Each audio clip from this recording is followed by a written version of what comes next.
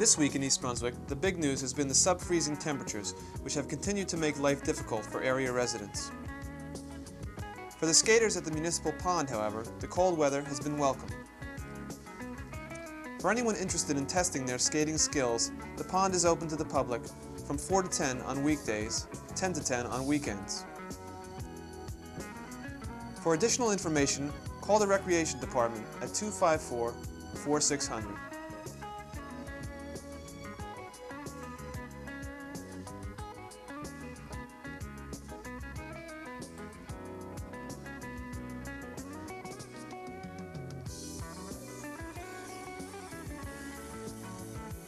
To kick off February's theme of time travel, the library's Children's Department invited a group of children from grades 3 to 6 to build an imaginary time machine. Using old cardboard boxes, brown paper, much paint, and a lot of imagination, the children put together a very interesting contraption.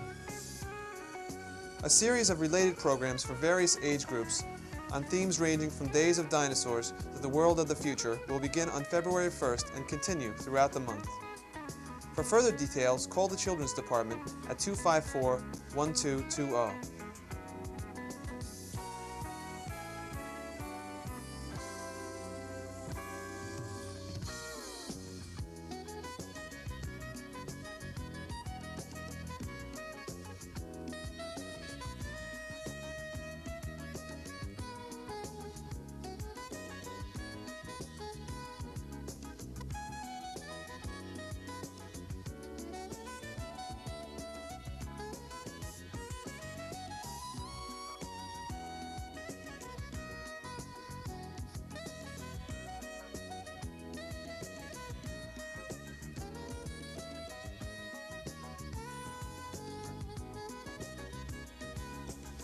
Hello, I'm Adrienne Eisner, co-director of the East Brunswick Consumer Affairs Office. Welcome to Consumer Aware. Are you thinking about planning your next vacation? You may have considered vacation time sharing, the use of a vacation home for a limited pre-planned time. It's an increasingly popular way to take vacations. Many timeshare programs are highly regarded, but problems occasionally occur. You should carefully consider the risks as well as the benefits when considering signing a contract for a time-sharing plan. There are two main types of time-sharing plans, deeded and non-deeded.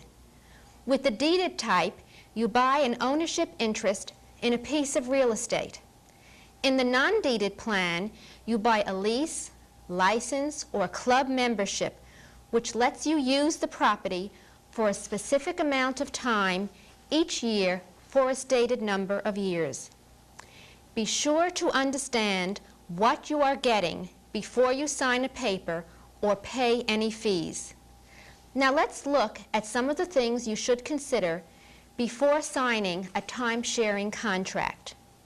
First, consider the value of gift giveaways that are often used to promote timeshare sales and to get consumers to listen to sales promotions. Common giveaways include gems with little or no value or gold ingots with very little gold content. Then consider whether you will be able to use a timeshare facility regularly.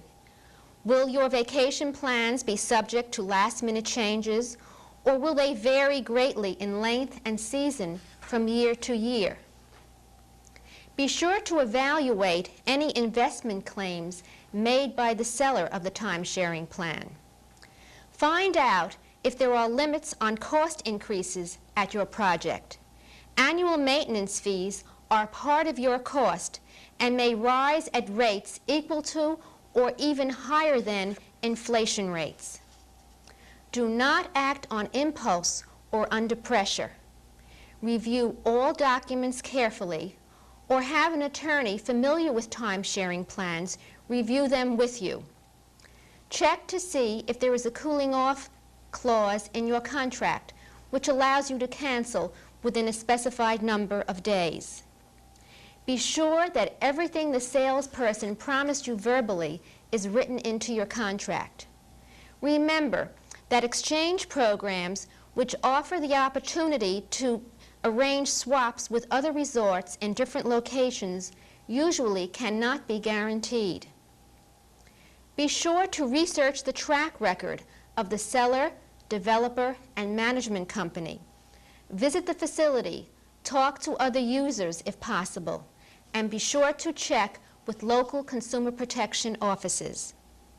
If the facilities have not yet been completed, get a written commitment from the seller that they will be finished as promised.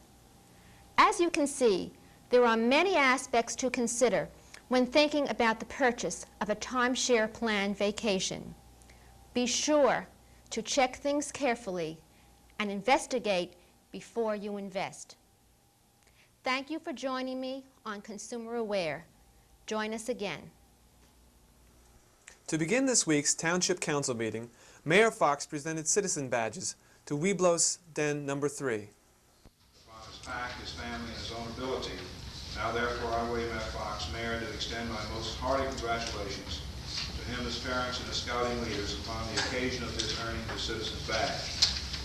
Given under my hand the Great Seal of East Brunswick Township this 25th day of January in the year 1982, and the independence of the United States, the 206th year. And the first of these is for Bobby Steets. Bobby, congratulations.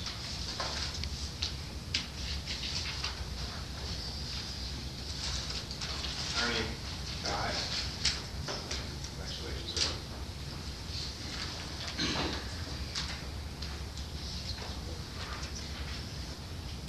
Andrew D. Nicole. Congratulations.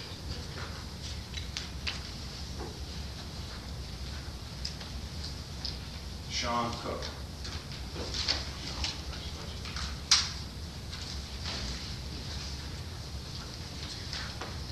Eddie Burke.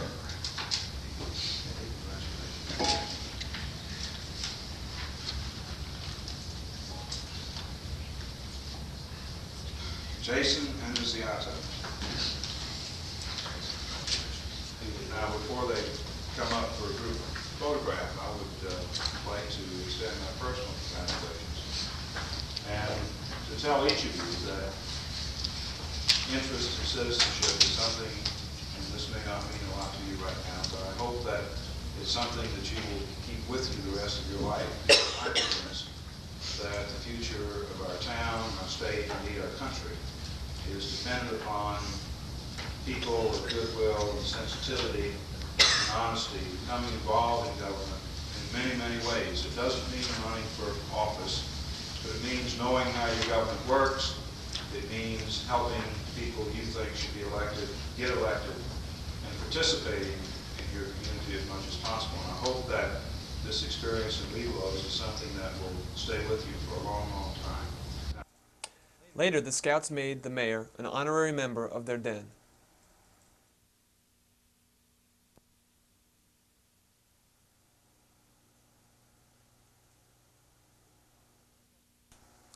A major topic of discussion at the council meeting was a proposal by Public Safety Director Frank Pash concerning the possible rerouting of traffic due to a high accident rate on a dangerous hill section of Bradford Road. Director Pash outlined 4 proposals, including the Traffic Safety Division's preferred plan. Would be to put signs here one way on Sanford, and cars coming down from Ruse would come down Bradford to Sanford, have to make a right, and come down Sanford to a stop street and then out. People living up here on Bradford would be able to turn left and go up Bradford. Bradford would always be open all the way through. North. Bradford and Sanford Road residents expressed their concerns during the public section of the meeting. It seems to me that you're jeopardizing maybe 20, 25 families on Sanford Road who are accident-proof for 4 years and adding 85,000 cars to satisfy 2 families that live on Bradford. Number 2, in answer to this gentleman here, I think we can say that it's not just myself and Mr. Baldwin who object to the traffic on this road. We have a petition where most of the people on Bradford Road signed a attesting to the fact that this road is dangerous. I'm a commuter. I come home approximately 6 o'clock at night. There are no sidewalks from Sherman Avenue to Bradford Road, which is just an incidental piece of information discussed with Lieutenant Fillmore for 18 years. There is absolutely no way except to walk in the road on Sherman Avenue. Now, I have seen traffic coming from behind me, walking from Ruse Lane to my home, which is the second house on the left on that diagram on Bradford Road. And you take your life in your hands, because they race down that road, and that's level. From Sherman Avenue to the tip of Bradford is level, and then it drops. And my heart goes out to my neighbors down the street, because I know exactly what they're talking about. It is absolutely treacherous. Now, I cannot understand why enforcement cannot take place to give a few tickets. I have never heard of anyone ever getting a ticket for exceeding 25 miles per hour. And I'm not trying to chastise the department, but we have been inconvenienced in this neighborhood since the advent of the widening of Ruse Lane.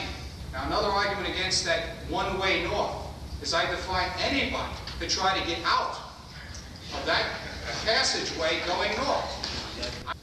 That you're going to divert traffic from Bradford Road to Sanford, and all you're doing is transferring the problems of Bradford Road to Sanford Road.